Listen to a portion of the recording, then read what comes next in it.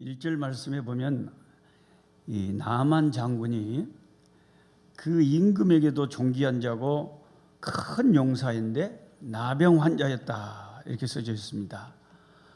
그러니까 겉으로는 큰 용사인데 알고 보면 나병 환자였다. 이 말씀을 보면 우리가 세상 사람들을 볼 때에 부러워할 필요가 없다는 겁니다. 모든 사람마다 다 자기 문제는 다 가지고 있어요. 우리가 생각할 때는 나만 힘든 것 같아도 다 하나님께서 인생들은 자기만의 문제가 다 있습니다. 그래서 나만은 크게 유명한 사람이고 대단한 권력까지만 자기 육체 질병이 치명적인 병, 문둥병이 있었다는 겁니다. 그래서 예수를 잘 믿을수록 어떤 현상이 일어나냐면 믿음이 좋을수록 남하고 비교를 하지 않고 남을 부러워하지 않고 항상 감사하고 늘 기뻐합니다. 이게 이제 신앙의 이 높은 단계입니다. 늘 감사하고 기뻐하고. 우리 한국말로 기쁨이라는 이 단어가 헬라어 이 신약 성경을 기록한 언어로는 카라라고 합니다. 한번 해보십시다. 카라. 이 카라라고 하는 것이 기쁨이라는 것을 상식적으로 알고 계시면 좋은데, 왜 그러냐면 이 카라라고 하는 이 기쁨이라는 말이 그 어근이 어디서 왔냐면 카리스에서 왔다는 거예요. 카리스. 카리스는 뭐냐? 칼이 있다는 뜻이 아니라 은혜라는 뜻이에요. 기독교에서 가장 많이 쓰는 용어인 은혜를 헬라어로 카리스다 그럽니다. 그래서 카리스 찬양단도 있고, 여러분이 교회를 다니면서 상식적으로 누가 카리스라고 말하면 아, 은혜라는 뜻이구나 이렇게 아시면 됩니다. 그러니까 은혜에서 기쁨, 카리스에서 카라가 나온다는 거예요. 카리스에서 카라가 나와요. 근데 참 이게 재미있는 게, 감사는 헬라어로 뭐냐? 유카리스. 또 이 감사도 카리스에서 나온 말입니다. 유카라테오, 감사하다. 전부 카리스에서 나오는 거예요. 그러니까 은혜를 받으면 감사가 넘치고 은혜를 받으면 기쁨이 나온다는 겁니다. 그리고 지금 옆에 사람 얼굴 한 번만 봐보세요. 기쁨과 감사가 넘치는 얼굴인지 아주 그냥 우울증이 걸려가지고 무중충한 얼굴인지 한번 봐보시란께. 은혜 받은 사람은 특징이 그거예요. 감사하고 기뻐하고. 기쁜 일도 없어요 물어보면. 기쁜 일도 없는데 왜 기뻐하느냐? 은혜가 마음속에 임하면은 이상하게 사는 게 기뻐요. 사는 게 즐거워요. 근데 은혜가 떨어지면 사는 게 괴롭습니다. 어머, 오늘 또 살았는데 내일은 또 우측에 살까? 이게 하루하루가 괴로워요. 근데 은혜가 넘치고 기쁨과 감사가 있으면은 야, 내일이 빨리 안 오냐? 이 모든 게 긍정적이고 감사와 기쁨이 넘치게 되는 거예요. 근데 여러분이 아셔야 되는 게, 이 기쁨, 감사와 은혜는 은혜를 받으면 기쁨과 감사가 넘치는 게 맞는데 거꾸로도 통한다는 거예요. 거꾸로. 이게 수학적인 용어로 필요 충분 조건이다 그럽니다. 필요 충분 조건은 양방향에서 다 통하는 거예요. 쉽게 말하면 은혜를 받으면 기쁨이 넘치고 감사가 넘치는 게 맞는데 거꾸로도 된다는 거예요. 은혜를 안 받았어도 자꾸 여러분이 거꾸로 감사하고 기뻐하기 시작하면 은혜가 임하게 된다는 겁니다. 그래서 비록 천주교인이지만 우리가 배울 것은 배워야 되는데, 천주교 교리는 잘못된 거지만 천주교의 유명한 헌신자 인도에서 수녀 누구예요? 인도에서 봉사하다가 노벨 평화상 받으신 테레사 수녀. 테레사 수녀의 평생 표어를 이 개신교 선교사지만 우리 집에다가 내가 들어가는 문에다 붙여놨어요. 테레사 수녀는 평생 자기 인생의 모토가 오늘도 나는 기쁨을 선택한다. I choose joy. 나는 joy, 기쁨을 내가 선택을 한다. 그 기쁨은 어디서부터 시작되느냐? 기쁨은 스마일에서 시작된다. 기쁨은 웃음에서부터 시작된다. 그러니까 이렇게 남들 그 길거리에서 가난한 사람들 평생을 봉사하고 산 이 사람도 마음에 신앙심이 있으니까 자기가 기쁨을 선택하고 자기가 감사를 선택하고 그 은혜를 받기 전에는 그렇게 사는 게 힘들고 봉사가 힘들었는데 성령의 은혜가 임하고 난 뒤에는 그냥 하루하루가 사는 게 즐겁고 기쁘더라고요.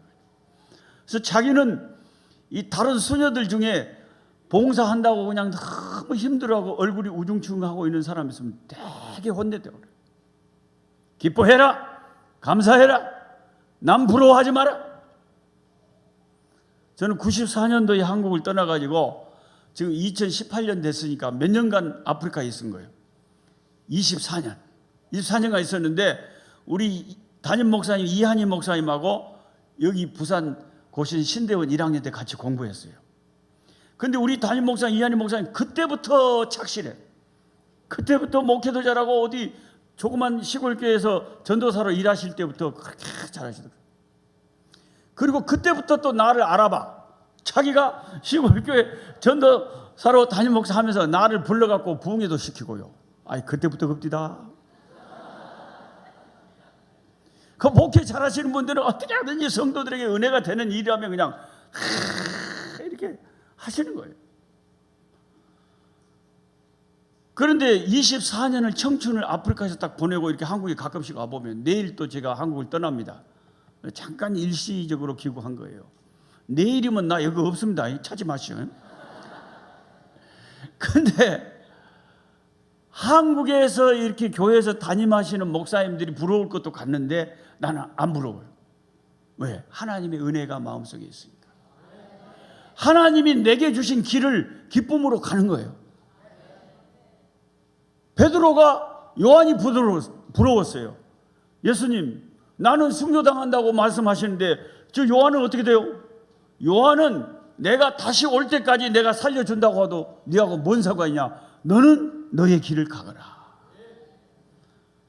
그러니까 모든 예수 믿는 사람들은 자기 인생길을 하나님이 내게 주신 자로 재어진 구역에서 내 삶의 터전에서 감사하고 기뻐하면서 즐거움을 가지고 할렐루야 감사하며 섬기고 사는 그 신앙이 가장 귀한 신앙이라는 거예요. 남을 부러워할 필요가 없다는 거예요.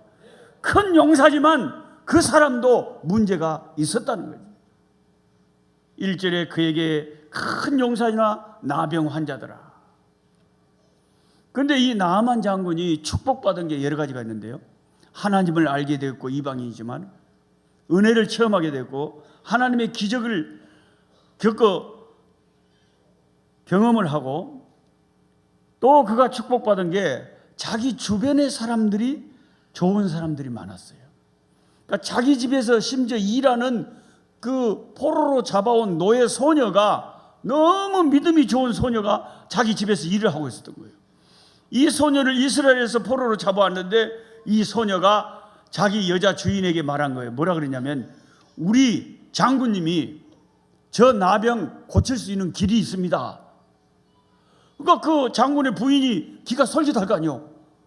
어머 어디 가서 고친다냐. 우리나라 이스라엘에 가면 하나님이 크게 쓰시는 종이 있는데 그 종의 선지자의 이름이 엘리사입니다. 엘리사 선지자에게 가기만 하면 하나님의 능력이 그에게 얼마나 강하게 역사하는지 그보다 더한 일도 우리 선지자는 해냅니다. 그 스승님 엘리야 선지자는 해오리 바람을 타고 죽음도 보지 않고 하늘로 올라갔는데 그 스승님의 영감을 갑절이나 받아가지고 능력 있는 종이 우리나라에 있습니다.